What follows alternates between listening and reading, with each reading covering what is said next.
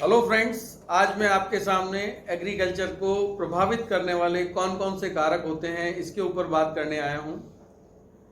The factor affecting agriculture की विश्व के अंदर कृषि को कौन कौन से कारक जो हैं वो प्रभावित करते हैं और कृषि की जो उत्पत्ति से लेकर के और जो वर्तमान समय तक विकास हुआ है उसके पीछे इन कारकों का क्या प्रभाव पड़ता है। तो खास तौर से कृषि को जो प्रभावित करने वाले कारक हैं उसमें मुख्यतः हम लेते हैं प्राकृतिक या नेचुरल फैक्टर, जिसको हम फिजिकल फैक्टर्स भी कहते हैं।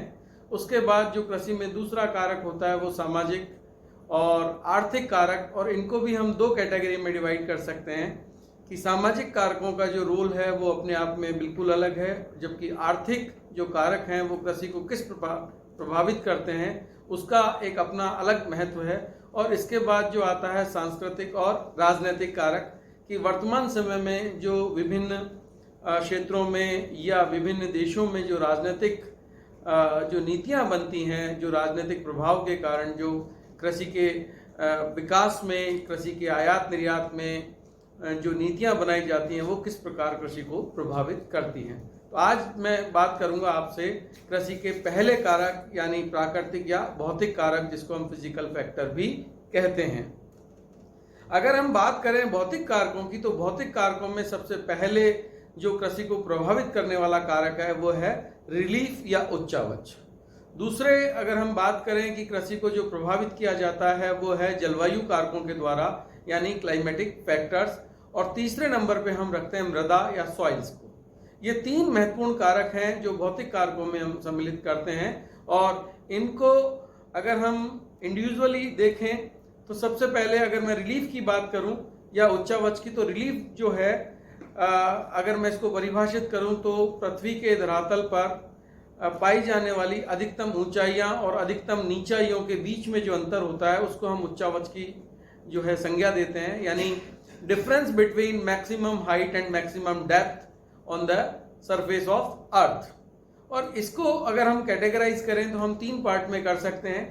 पहला जो मैदानी क्षेत्र है, और उससे ऊपर का जो दूसरा क्षेत्र आता है जो समतल भूमि है, उच्चता लिए हुए है, जिसको हम पठारी भाग के रूप में या प्लेटो रीजन के रूप में जानते हैं, और तीसरा है पहाड़ी और पर्वतीय प्रदेश। ये तीन जो हैं मुख्य रूप से हमारे उच्चावच को दर्शाने वाले क्षेत्र हैं, और तीनों जो क्षेत्र हैं उन पर कृषि कार्य कैसे प्रभावित होते हैं। यहाँ पर धरातल से ऊंचाई की ओर जाने पर या उच्च अक्षांशों पर जाने पर कृषि किस प्रकार बदल जाती है। अगर इसको उच्चावच को मैं दो रूपों में और व्यक्त करूं तो वो एल्टीट्यूड और ग्रेडियंट, जिसको उच्चता और जो है प्रवणता के रूप में हम देख सकते हैं। तो पहले भौतिक कारकों में मैं बात करना चाहूँगा आपसे कि कृषि जो है सबसे ज़्यादा अगर प्रभावित होती है तो वो है मैदानी क्षेत्रों में, और मैदानी क्षेत्र वो क्षेत्र हैं जो पृथ्वी के धरातल पर सबसे निम्न भागों में या ऊंचाई के हिसाब से अगर हम देखें तो निम्न स्तर पर पाए जाते हैं पृथ्वी के धरातल पर। और यहाँ पर कृषि कार्यों की उत्पत्ति के लिए या कार्यों को संपन्न करने के लिए संपूर्ण आदर्श दशाएं जो हैं वो पाई जाती हैं। अगर मैं आपसे बात कहूँ कि धरातल की जो मैदानी क्षेत्र है तो वहाँ मिट्टी का अधिकतम जमाव पाया जाता है। विभिन्न प्रकार की जो मिट्टियाँ हैं उनका जन्म भी जो होता है वो यहाँ आकर के एकत्रित होती हैं, और इस मिट्टी के जमाव के साथ ही यहाँ भूमिगत जल की अधिकतम उपलब्धता पाई जाती है। नदियों के रूप में हम देखें तो सतही जल जो है यहाँ पर वो पाया जाता है। आदर्श तापमान जो विभिन्न प्रकार की फसलों को उगाने के लिए उपलब्ध होता है। इसी प्रकार अगर हम देखें हवाओं की मात्रा या जो अन्य जो गतिविधियां हैं वो यहाँ पर पाई जाती है। जनसंख्या के रूप में हम देखें तो सर्वाधिक इस संसार में जो जनसंख्या का जमाव है वो मैदानी क्षेत्रों पर पाया जाता है, चाहे वो समुद्र तटीय मैदान हो, चाहे आंतरिक मैदान हो, चाहे नदियोंग्रत मैदान हो। तो इन्हीं मैदानों पर कृषि कार्यों को संपन्न करने के लिए जो श्रम की आवश्यकता होती है वो इस जनसंख्या के द्वारा उपलब्ध हो जाती है। इसी प्रकार कृषि में जो मशीनीकरण की जो उपयोग है वो भी मैदानी क्षेत्रों में आसानी से किया जा सकता है। और इस प्रकार अगर आप देखें तो जो नदियां हैं और जो नदी घाटियां हैं उनके अंदर उन्नत कृषि की जाती है। तो नदियों के माध्यम से भी अगर हम देखें तो जो आजकल आप देख रहे हैं बहुउद्देशीय परियोजनाएं जो खास तौर से सिंचाई के लिए की जाती हैं, तो नदियों के द्वारा बांध बना करके, नदियों पर बांध बना करके और उनसे सिंचाई के लिए नहरें निकाली जा सकती हैं। अगर परिवहन की दृष्टि से हम देखें तो सबसे उन्नत परिवहन जो है, ट्रांसपोर्टेशन, वो भी मैदानी क्षेत्रों पर पाया जाता है। इस प्रकार अगर हम देखें तो कृषि का जो सर्वाधिक महत्व है उसके विकास में, चाहे वो कृषि के उत्पत्ति से लेकर के और उसके विभिन्न प्रकार के जो है उत्पादन को अगर हम देखें, विभिन्न फसलों को देखें, विभिन्न प्रकार के जलवायु क्षेत्रों में उत्पन्न होने वाली फसलों को देखें, तो सभी एक आदर्श रूप में जो है मैदानी क्षेत्रों में पैदा की जा सकती हैं। इस प्रकार पृथ्वी के धरातल पर उच्चावच की दृष्टि से मैदानी क्षेत्र कृषि को सर्वाधिक प्रभावित करने वाले क्षेत्र हैं। सबसे उन्नतशील जो कृषि है वो मैदानी क्षेत्रों पर ही की जा सकती है। अगर मैं बात करूं पठारी क्षेत्रों की, तो आप सभी जानते हैं कि पठारी क्षेत्र जो है वो पृथ्वी के धरातल से लगभग 600 मीटर से ऊपर उठे हुए एक समतल क्षेत्र को हम पठार के रूप में जानते हैं, प्लेटो रीजन के रूप में। और पठारी क्षेत्रों में मैदानों की अपेक्षा जो है कुछ सुविधाएं कम मिलती है। एक तो ऊंचाई के साथ आप जानते हैं तापमान में परिवर्तन होता है। कृषि की उत्पत्ति में प्रत्येक फसल के लिए एक अलग प्रकार का तापमान जो है वो आवश्यक होता है। दाब और हवाओं की जो मात्रा है वो भी आवश्यक होती है। तो जैसे जैसे हम ऊंचाई के साथ जाते हैं, नॉर्मल लैप्स रेट जो है वो 1 किलोमीटर जाने पर 6.5 डिग्री की दर से तापमान, सेल्सियस की दर से तापमान में गिरावट होती है। तो इस प्रकार ऊंचाई के ऊपर जाने पर जो है कृषि के अंदर बदलाव आता है। लेकिन मैदानों के बाद अगर हम पठारी भागों को देखें तो वहां भूमि समतल मिलती है और इस समतल भूमि पर कृषि कार्य आसानी से किए जा सकते हैं। जो दशाएं मैदानों पर पाई जाती हैं उसके लगभग समकक्ष दशाएं जो हैं इन्हीं पठारी क्षेत्रों पर पाई जाती हैं। तो मैदानों की अपेक्षा कम लेकिन पर्वतों की अपेक्षा अधिक कृषि कार्य जो है इन पठारी क्षेत्रों पर किए जाते हैं। अगर मैं बात करूं पर्वतीय क्षेत्रों की, तो ये कृषि कार्य के लिए अत्यंत न्यून जो है उपलब्धता कृषि के लिए है। और इसके पीछे बहुत सारे कारण हैं। कि पहला कारण तो यह है कि पर्वतीय क्षेत्रों में समतल भूमि का अभाव पाया जाता है, मिट्टी का अभाव पाया जाता है, तापमान में गिरावट होती है, इसके साथ जनसंख्या विरल होती है, यातायात के साधनों का अभाव पाया जाता है। अगर मैं बात करूं कि कृषि यंत्रों का या अन्य जो सुविधाएं हैं उनका उपयोग इन क्षेत्रों में नहीं हो सकता। ये पृथ्वी के केंद्र से दूर होने के कारण इनमें भूमिगत जल का भी अभाव पाया जाता है। तो इस प्रकार वर्षा की जो मात्रा है वो भी पहाड़ों पर अत्यंत तेज होती है, हवा विरल होती है और तापमान में कमी होती है। और सबसे बड़ी बात कि हमारे इस पृथ्वी के धरातल पर न्यून जनसंख्या का जो जमाव है वो इन्हीं पर्वतीय क्षेत्रों पर होता है, जिसके कारण यहाँ पर जो है कृषि कार्य न्यूनतम किया जाता है। अगर मैं मैदानी भागों की बात करूं तो आप देखिए दुनिया में जितने भी बड़े कृषि क्षेत्रों का विकास हुआ है, चाहे वो प्रेरीज गार्डन्स हो या भारत का उत्तरी मैदानी क्षेत्र हो जहां विभिन्न नदियों ने अपनी डेल्टाई भूमि से या अपने साथ लाई गई उपजाऊ मिट्टी से इस क्षेत्र को विकसित किया है, और भारत का लगभग 75% खाद्यान्न इसी उत्तरी मैदान में उत्पन्न होता है। अगर मैं ईस्टर्न यूरोप और वेस्टर्न रशिया की बात करूं जहां स्टेप्स मिलते हैं वहां भी गेहूं की खेती की जाती है। इसी प्रकार ऑस्ट्रेलिया के जो डाउन्स घास मैदान हैं या अफ्रीका के जो वेल्ड्स हैं, साउथ अफ्रीका के स्पेशली, इन्हीं मैदानों पर, या चीन का अगर हम देखें यांगटी सीकियांग या हुआंगहो जो नदियां हैं या सीकियांग जो नदियां हैं, इन्हीं के अंदर अगर मैं दक्षिण पूर्वी एशिया की बात करूं तो साल्वीन, सीकियांग, मीनाम, मीकांग, इरावदी, इन्हीं नदियों के डेल्टाई क्षेत्रों में जो मैदानी भागों के अंतर्गत आते हैं अत्यधिक कृषि का विस्तार हुआ है।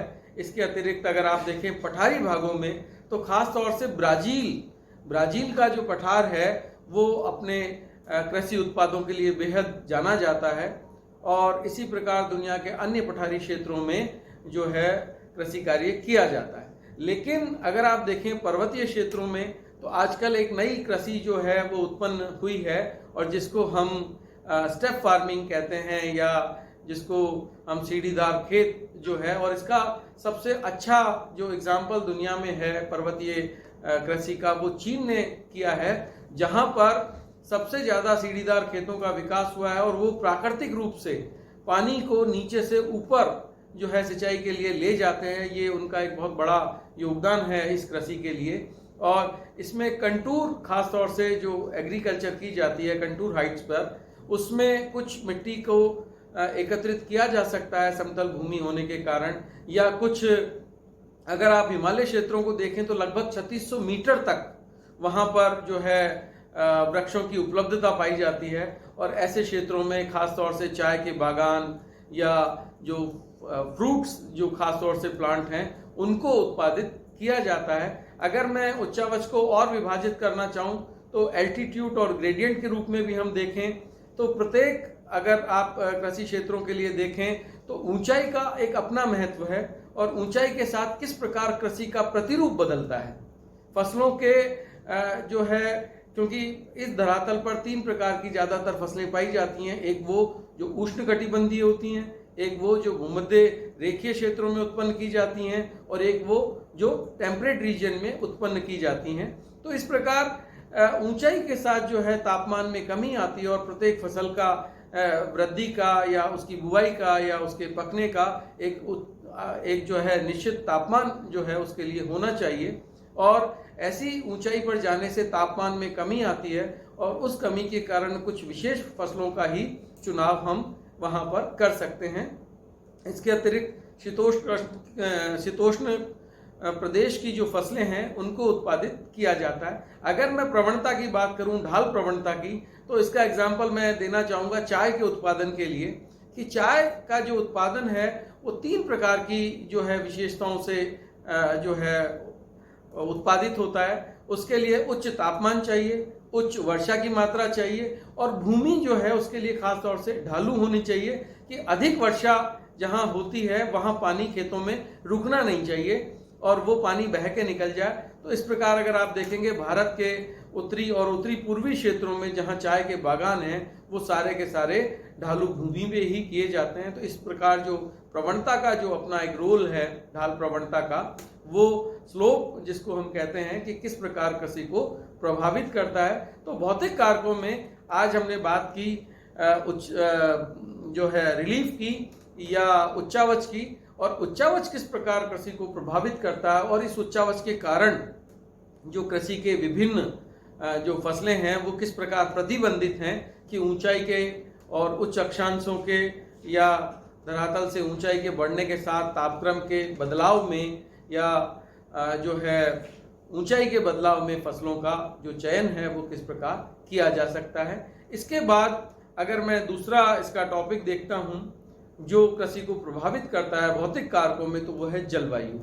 और जलवायु अपने आप में एक महत्वपूर्ण जो है घटक है, एक कारक है, क्योंकि कृषि के लिए सबसे आवश्यक तत्व माना जाता है जलवायु। और इसको अगर हम देखें तो सबसे पहले इसमें हम जो है तापमान को शामिल करते हैं कि प्रत्येक फसल के लिए किस प्रकार का तापमान आवश्यक होता है। इसके बाद वर्षा की मात्रा किस प्रकार कृषि फसलों को प्रभावित करती है। कोई फसलें शुष्क कृषि की होती हैं जिनमें कम वर्षा की मात्रा आवश्यक होती है, कुछ फसलें जो हैं अधिक पानी चाहने वाली होती हैं जिनमें वर्षा की मात्रा 300 सेंटीमीटर तक जो है जहाँ पर प्राप्त होती है वहाँ पर फसलों का खास तौर से अधिक वर्षा वाली में अगर आप देखें तो चावल है, धान है या पटसन या जूट, इस प्रकार की जो खेती है वो अधिक वर्षा वाले क्षेत्रों में ही की जा सकती है। इसके बाद नमी, और नमी 2 प्रकार से हम देखते हैं। जिस नमी की मैं अभी बात कर रहा हूँ वो वातावरणीय नमी की बात है जिसको एटमॉस्फेरिक मॉइस्चर के रूप में जानते हैं। और इसके बाद जो है हवाओं की गति किस प्रकार कृषि क्षेत्रों को प्रभावित करती है, कृषि फसलों को प्रभावित करती है।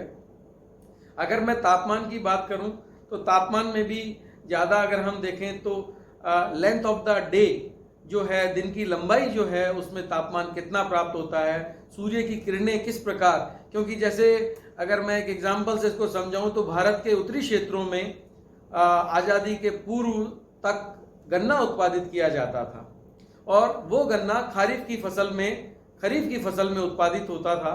लेकिन वर्तमान समय में अगर 1980 के बाद का दशक में बताऊं आपको लेके वर्तमान समय तक, तो इसकी खेती का विस्तार पश्चिम और दक्षिण क्षेत्रों में ज़्यादा हुआ है और उसके पीछे एक ही महज जो है कारण है कि ये जो भाग है दक्षिण पश्चिम भारत का, ये कर्क रेखा के दक्षिण में स्थित है और इसके कारण यहाँ दिन की लंबाई जो है वो अधिक होती है और सूर्य की जो किरणें हैं वो सीधी पड़ती हैं। इसके कारण जो है गन्ने के अंदर ग्लूकोज की मात्रा अधिक ताप के कारण जो है ज़्यादा पाई जाती है। बादल रहित दिन होते हैं, यहाँ बादल जो है केवल वर्षा काल में होते हैं, बाकी जो है यहाँ पर बादलों का अभाव रहता है जिसके कारण आसमान खुला रहता है और प्रॉपर सनलाइट इसको रिसीव होती है। इसी प्रकार अगर उत्तरी क्षेत्रों को देखें कि जहाँ शीतकाल में बर्फबारी होती है तो वो भी कृषि फसलों को बहुत ज़्यादा प्रभावित करती है। एक और जो अगर मैं इसको अभी विस्तार से नहीं, आपको केवल इसके बता रहा हूँ कि इसके कंटेंट्स क्या क्या हैं, तो इसमें एक और आता है फ्रोस्ट या पाला। ये खास तौर से पंजाब, हरियाणा, राजस्थान या भारत के उत्तरी क्षेत्रों में होता है, उत्तरी मैदानी क्षेत्रों में, जहाँ पर तापमान में एकदम से कमी आती है और उस कमी के कारण जो है फसलों का जो उपलब्ध पानी है वो जम जाता है जिसके कारण फसलें जो है नष्ट हो जाती हैं। तो इस प्रकार जो दूसरा जो इसका भौतिक कारकों के अंदर जो उच्चावच के साथ जो दूसरा कारक मैंने बताया, इसके बारे में मैं अगले लेक्चर में विस्तार से चर्चा करूंगा। और तीसरा एक और है जो महत्वपूर्ण है, मृदा, कि कृषि का जो आधार है वो है मृदा और मैं खास तौर से इसको इंक्लूड करूंगा अमेरिकन जो क्लासिफिकेशन जो दिया हुआ है वर्ल्ड लेवल पर, जिसको मृदा को 3 भागों में बांटा गया है, जोनल सॉइल्स, एजोनल सॉइल्स और इंट्राजोनल सॉइल्स। तो इसमें हम बात करेंगे कि सॉइल प्रोफाइल क्या है, उसका पेरेंट रॉक कौन सा है, उसमें ह्यूमस जो है वो कौन सा है, उसमें न्यूट्रिएंट जो हैं सॉइल के वो कौन कौन से हैं और इन मिट्टियों का जो निर्माण है वो कहाँ पर और किस प्रकार हुआ है। तो दोस्तों आज मैंने आपसे उच्चावच के बारे में बात की कि उच्चावच में जो 3 प्रमुख क्षेत्र हैं, पर्वतीय क्षेत्र, पठारी क्षेत्र और मैदानी क्षेत्र, उनमें कृषि किस प्रकार प्रभावित होती है, उच्चता और प्रवणता, ढाल प्रवणता से किस प्रकार प्रभावित होती है। उम्मीद करता हूँ कि आपको ये समझ में अच्छे से आया होगा और तापमान और मिट्टी के बारे में नेक्स्ट लेक्चर में बात करेंगे। Thank you.